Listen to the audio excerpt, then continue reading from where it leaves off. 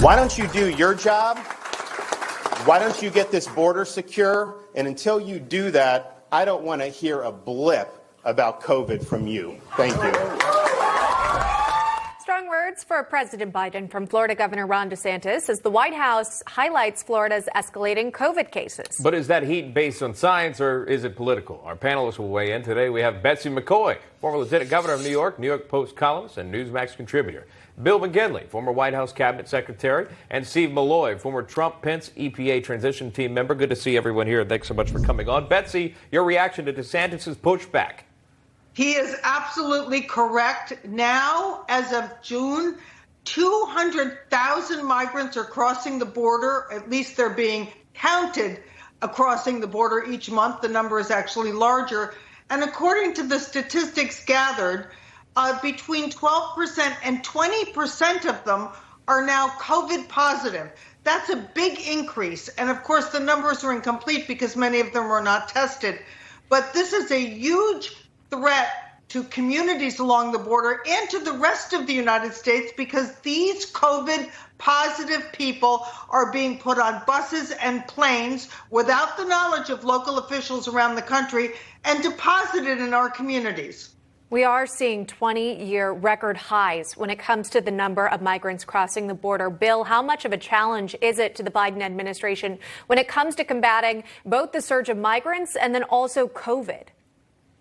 It's a self-created crisis that they have at the border. President Trump had put in place a lot of policies and resources to prevent what is happening now, and the Biden administration has systemically just rolled them back.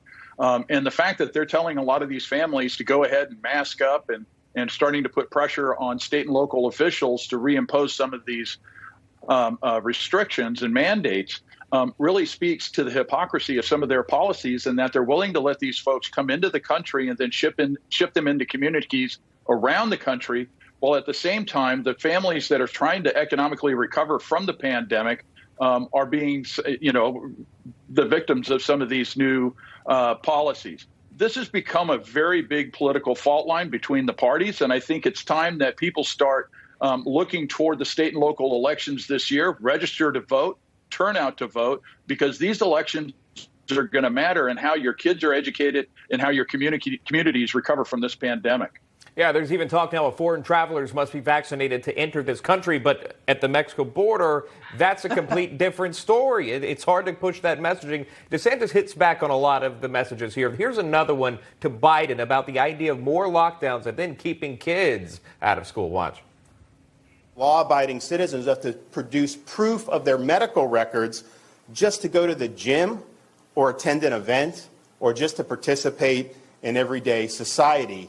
He wants that, but yet if you want to vote, he thinks it's too much of a burden to show a picture ID when you're voting. So no voter ID, but have to show your medical papers just to be able to live in everyday life? Give me a break. And so I think the question is we can either have a free society or we can have a biomedical security state. And I can tell you, Florida, we're a free state. Steve Milloy, another topic that doesn't make sense, like I was pointing out with the foreign visitors must be vaccinated. Now he's got this point, DeSantis does, about voter ID to be able to vote. That's not okay, but then showing your vaccine papers, that is okay. Your thoughts? Well, it's quite ironic. I mean, you have to show a picture ID to get a vaccine to start with. The notion that you wouldn't have to show one is just ridiculous. Mm-hmm. Look, COVID has been mismanaged on purpose since the beginning. The original goal was to get rid of Donald Trump. They succeeded.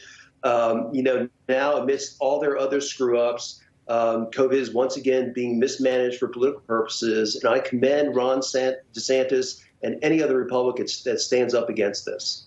And I'd like to just jump in and say, also blame the teachers' unions. I just finished reading a new report from the American Academy of Pediatrics, and only between 1.5% and 3.5% of total hospitalizations in the country are children under 12. And here's the real amazing one: less than 0.25%.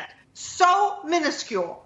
Childhood deaths. Now, any child dying is a tragedy, but the childhood deaths associated with COVID are so small that we should not be imposing mask mandates and threatening closing schools again over this. It's science fiction, not science. Yeah, and DeSantis is following that science that you point out there, again, not requiring masks in school. Of course, if you want to wear a mask, you are allowed to do so, but there's no mandate in place. All right, Betsy McCoy, Bill McGinley, Steve Milloy. Stick around, a lot more to cover.